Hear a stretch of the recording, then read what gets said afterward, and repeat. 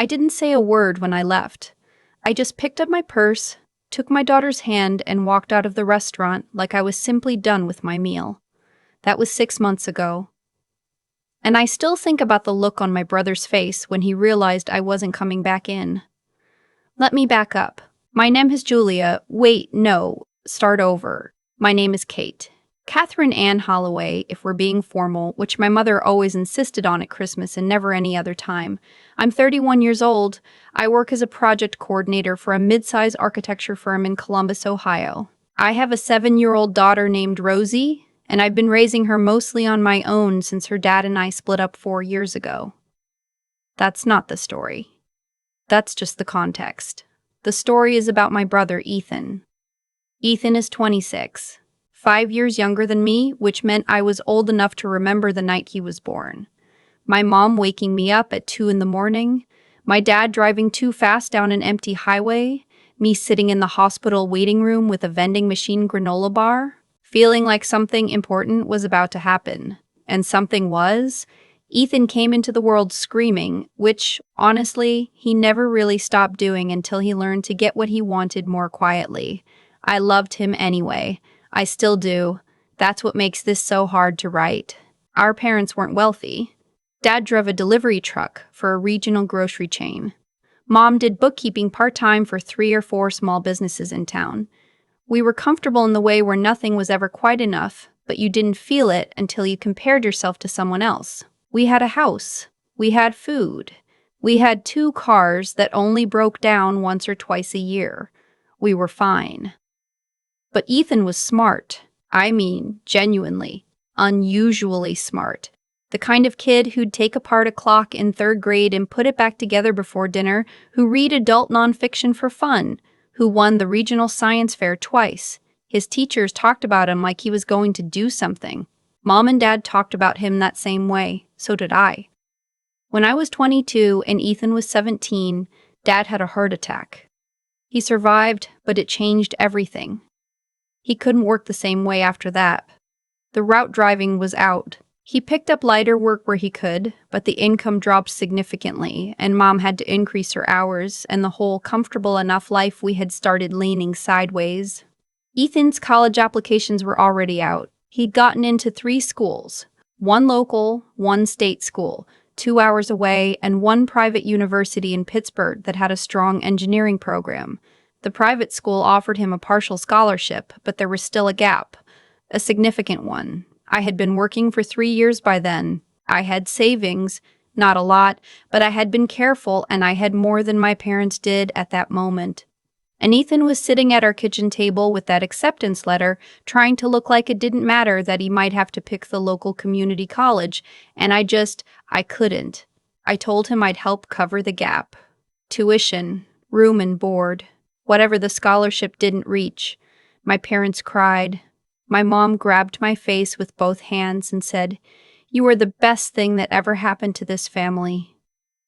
Ethan hugged me for a long time without saying anything. 4 years I paid. The first year was around $14,000 out of pocket. The numbers shifted each year with scholarship renewals and small grants he picked up, but by the time he walked across that stage with his engineering degree, I had put in just over $52,000 total.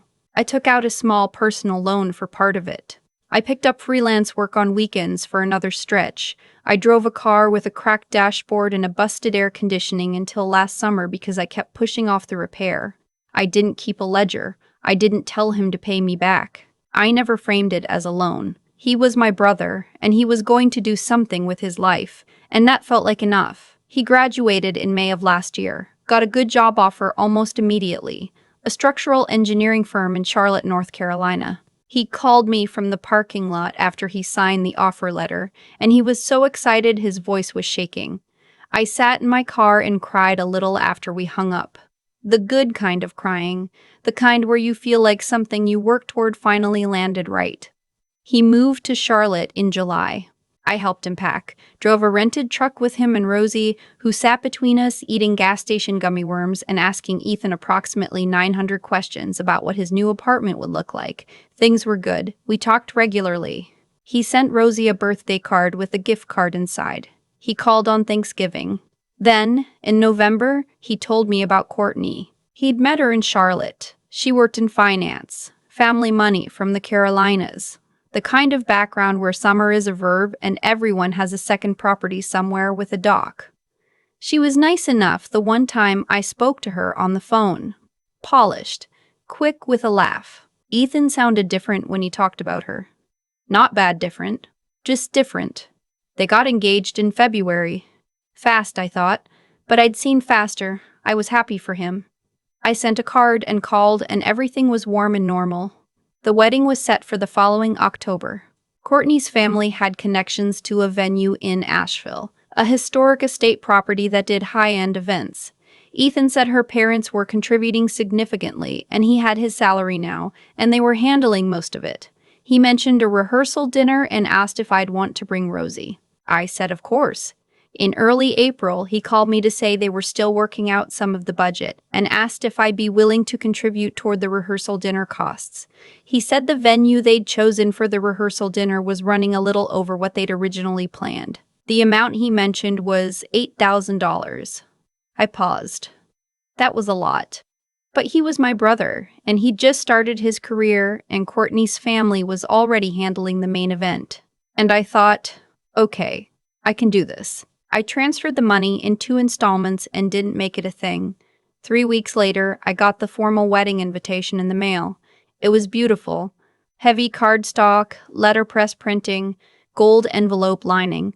The kind of invitation that tells you money is not a concern. I was listed on the inner envelope as Catherine and guest, not Kate. Not Katie, which is what everyone in my family calls me. Catherine. I noticed it but didn't dwell on it. Then I got a follow-up email from the wedding coordinator, a woman handling all guest communications on behalf of the couple, asking for my meal selection, my seating preferences, and, at the bottom, a note about the seating chart. I was assigned to table 14. I looked up table 14 on the venue map she'd included. It was in the far corner of the reception hall, behind a decorative partition wall, near the secondary bar and the hallway that led to the service entrance. The map labeled it overflow seating. I thought it was a mistake. I emailed back and mentioned it. The coordinator replied the next day saying the seating was final and had been confirmed with the couple directly. I called Ethan, he didn't answer. He texted back an hour later. Can I call you this weekend?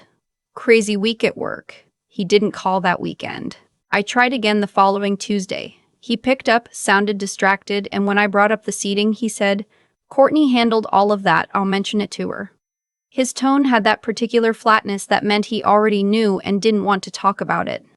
Ethan, I said, I'm your sister. I paid for 4 years of your education. I drove a truck to Charlotte to help you move in. Can you just tell me what's going on? There was a pause. Then, Court's family is pretty traditional about the seating. It's a large wedding and the layout is complicated. It really isn't a big deal. Being seated behind a partition wall near the service hallway is a big deal, I said. Another pause. I'll talk to her. He didn't call back. I got a brief email from the coordinator 3 days later confirming my original table assignment was unchanged. I let it sit for 2 weeks because I didn't know what to do with it. I told myself maybe I was overreacting. I told myself this was his day and I should show up and be gracious and not make it about me. Then I drove Rosie to her checkup at the pediatrician, and in the waiting room, scrolling through my phone, I opened Ethan's Instagram. He posted a photo. It was a collage, a celebrating our journey kind of post. 12 photos in a grid, moments from the past year. His graduation photo, his first day at the new job. The engagement, Courtney at the beach. Courtney's parents at some event. Courtney's family at Christmas. I scrolled through all 12 photos twice. I was not in any of them. Neither was Rosie. I thought maybe it was just that particular post. I kept scrolling back through his profile. He had another grid post from Christmas family photos. He captioned it. Courtney and her parents, her brother and his wife, her grandmother with a dog. No photo of me. No photo of me. No photo of our parents, who'd driven down for a brief visit in December. I clicked over to Courtney's profile. She had a highlight on her page titled, Meet the Family. a collection of photos with names tagged underneath each one. Courtney's parents, her brother and sister-in-law, both sets of grandparents, an aunt and uncle, 2 cousins. Ethan was tagged. His photo was labeled "My fiancé and his family." The photo was just him and Courtney at some event, smiling. His family, according to Courtney's Instagram, was her. I sat in that pediatrician's waiting room with my daughter coloring a worksheet next to me, and I felt something go very still inside me. Not rage, just stillness. Like the moment before you understand something you've been trying not to understand. I drove home, put Rosie to bed, and sat at my kitchen table for a long time. I called my mom. She'd seen it too, she said. She'd been to Ethan's profile looking for photos from his birthday and noticed the pattern. "Maybe he's just private," she said, the way you say something when you don't believe it but want to. "He posted 12 photos of Courtney's family," I said. "Mom, he erased us." She didn't say anything for a moment. Then, quietly, "I know. I want to be clear about what I did next. I did not act out of anger, though I understand if it looks that way from the outside. I acted out of clarity. That is the only word that fits.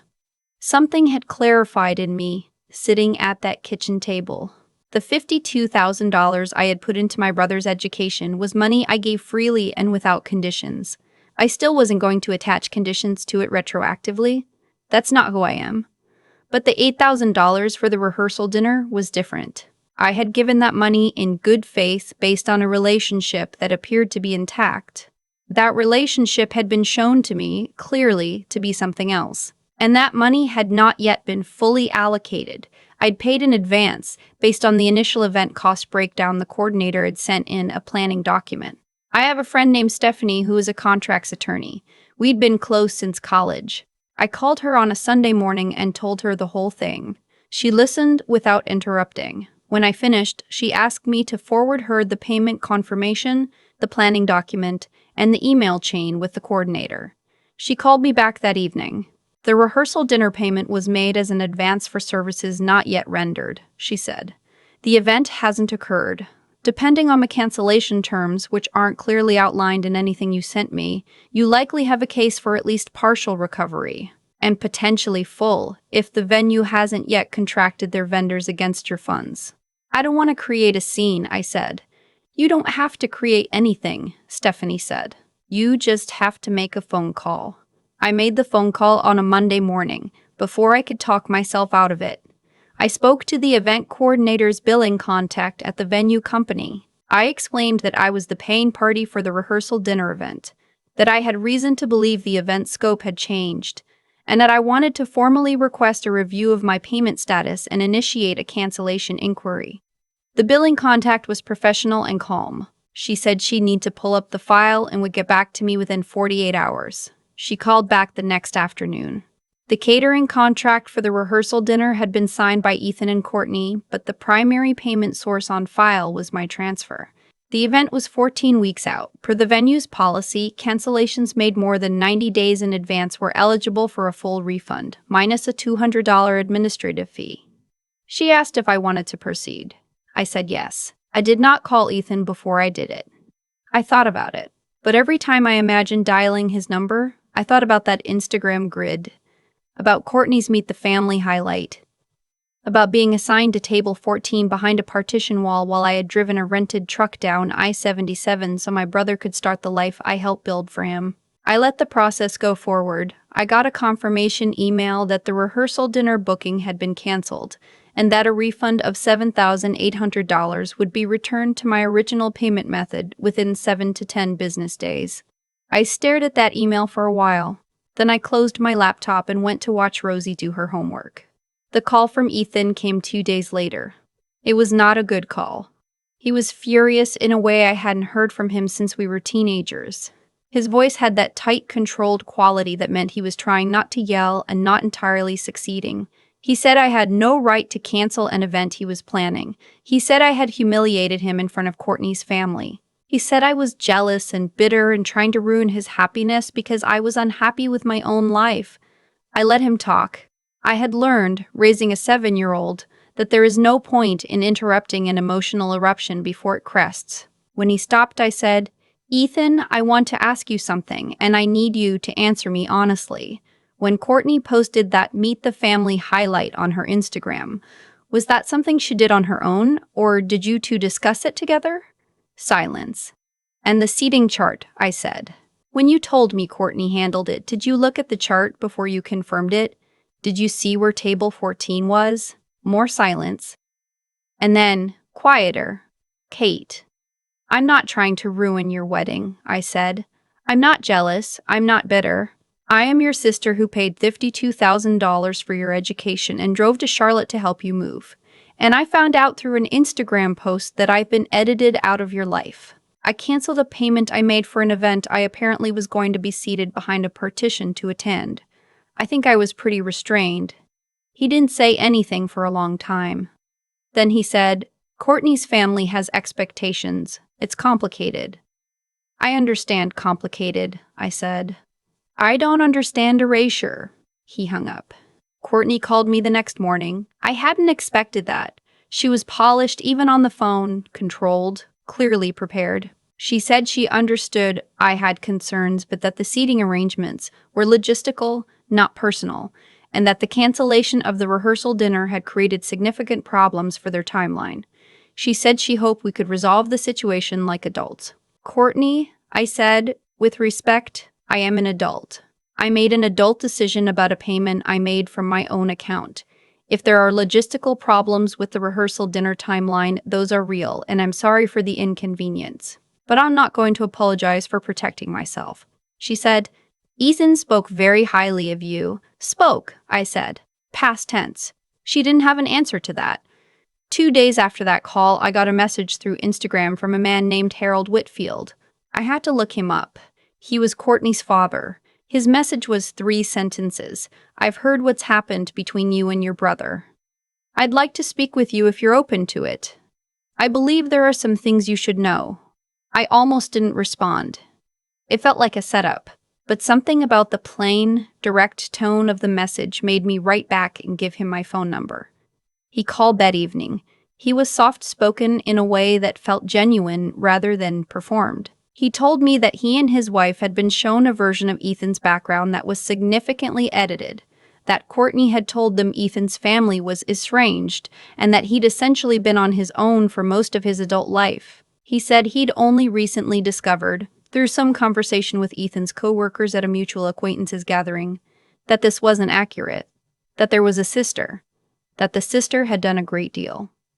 "I don't know all the details," Harold said, "but my daughter is my daughter, and I love her. I'm not calling to throw her under the bus. I'm calling because I funded a wedding under a set of assumptions that I'm now questioning. And I think you deserve to know that someone in that situation was paying attention." I sat with that for a moment. "What are you going to do?" I asked. "I've already spoken with Ethan privately," Harold said. "That conversation did not go the way he expected." He didn't elaborate. I didn't push. But 2 weeks later, Ethan called me again. This time, his voice was different. Not contrite exactly, but stripped of the anger. Quieter, tired sounding. He said he was sorry. He said Courtney had a way of framing things that he'd gone along with, gradually, in small pieces, until he'd drifted so far from where he started that he hadn't noticed how far he'd gone. He said he knew that didn't fix anything. He said he'd been talking to someone, a therapist, because Harold's conversation had shaken him in a way that made him realize he'd done something he didn't know how to undo. I listened. "The wedding is being pushed," he said. "We're taking some time. I don't know what that means for us yet." "I'm not asking you to choose," I said. "I know," he said. "That's the thing. You never do." I didn't say anything. "Can I come see you?" he said. "And Rosie?" I said I'd think about it, and I meant it. I wasn't saying it to be cruel. I genuinely needed to think. Rosie, for her part, had asked about Uncle Ethan once during all of this, in the car on the way to school. She asked why he hadn't texted back when she sent him a picture she'd drawn of his apartment from memory. I said I didn't know, but that he'd been really busy with his new job. She accepted that with the particular trust that children extend before they learn not to. She drew another picture of his apartment 2 weeks after he called. She taped it to the refrigerator without saying anything about it. I saw it in the morning when I was getting her lunchbox. I left it there. I haven't decided everything yet. I don't think you get to decide everything from one side of a thing like this, and I'm suspicious of people who say they have. What I know is that I didn't do anything wrong. What I know is that the money I paid was an act of love, and the love doesn't go away just because the money story got ugly. What I know is that Rosie taped a drawing to the refrigerator. The $7,800 came back to my account on a Wednesday. I put most of it into Rosie's 529 college savings account. Some things I've learned are better spent on people who actually need them. I repaired my car's air conditioning in March. First time in almost 2 years, the inside of that car felt like a livable place. I drove to work on a warm spring morning with the vents running cool and the radio on, and I thought about something Harold Whitfield had said near the end of our phone call, almost as an aside. He'd said, "The people who carry others don't always get acknowledged, but they always know what they did." I drove to work. The air was cold and clean and exactly right. I've thought a lot about what I would tell someone if they came to me with a story like mine. Someone who gave everything they had. Not reluctantly, not transactionally, but genuinely, with open hands, and then watched the person they gave it to quietly erase them from the picture. Not in a dramatic way. Not with a fight or a confrontation. Just slowly, in small edits, until one day you open an app on your phone in a waiting room and realize you no longer exist in your brother's version of his own life. What I would tell that person is this: what you did was not stupid. I know it can feel that way. I know the voice that shows up at 2 a.m. and says, "You should have seen it coming. You should have protected yourself. You should have known." That voice is not wisdom. That voice is just pain, looking for something to blame. And the closest target is always yourself. The truth is that choosing to support someone you love is an act of character. It says something about who you are, not who they are. Ethan's choices said something about where he was in his life at that moment, caught between the person he came from and the version of himself he was trying to perform for someone new. That's a real thing that happens to people. It doesn't make it right, but understanding it keeps you from carrying anger that was never yours to carry. What I keep coming back to is the moment I sat at my kitchen table after Rosie went to bed and felt that stillness. Not rage, not grief, exactly, just clarity. I think that stillness is what happens when your values and your actions finally line up. I had been patient. I had been generous. I had tried, quietly, to give my brother the chance to explain himself. And when it became clear that the explanation wasn't coming, I didn't explode and I didn't disappear. I made a phone call. A calm, factual, adult phone call about a payment I had made for an event I was being sidelined from attending. That's the part people don't talk about enough. The intelligence of measured action. Not revenge, not punishment, just a clear-eyed decision to stop participating in something that wasn't honoring you.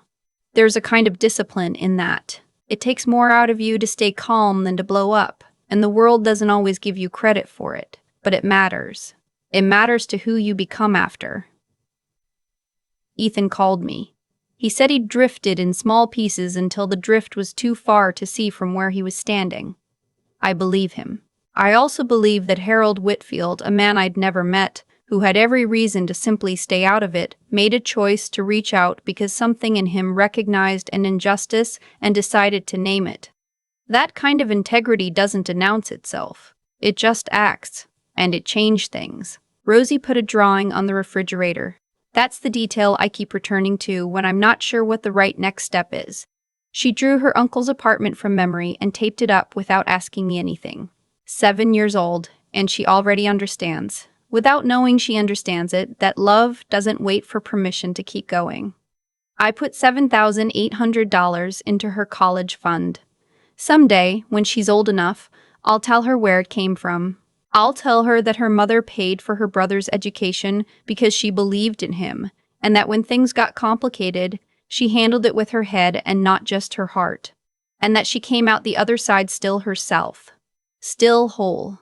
That's the only thing worth passing on, really. Not bitterness, not the scorekeeping, just the practice of being someone who acts from their values even when it costs something. And the quiet knowledge that you did,